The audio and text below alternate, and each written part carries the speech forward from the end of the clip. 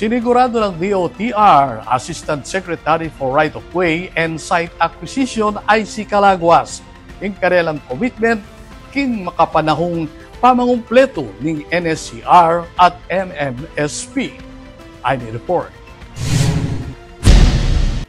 Tiniyak ng Department of Transportation o DOTR sa pangunguna ni Assistant Secretary for Right-of-Way and Site Acquisition IC Calaguas ang kanilang commitment sa napapanahong pagtatapos ng North-South Commuter Railway o NSCR at Metro Manila Subway Project o MMSP sa pagdiriwang ng 50th anniversary ng Kiwanis Club Angeles City na ginanap sa Clark. Binigyang diin ni Calaguas na ang mga proyekto ay nakatakdang maghatid ng mas mabilis, maginhawa at episyenteng biyahe sa publiko. Hindi raw hihinto ang ahensya sa pangunguna noon ni Secretary Vince Dizon at ngayon na si Secretary Giovanni Lopez hanggat hindi naihahatid ang efficient mass transport system sa bansa.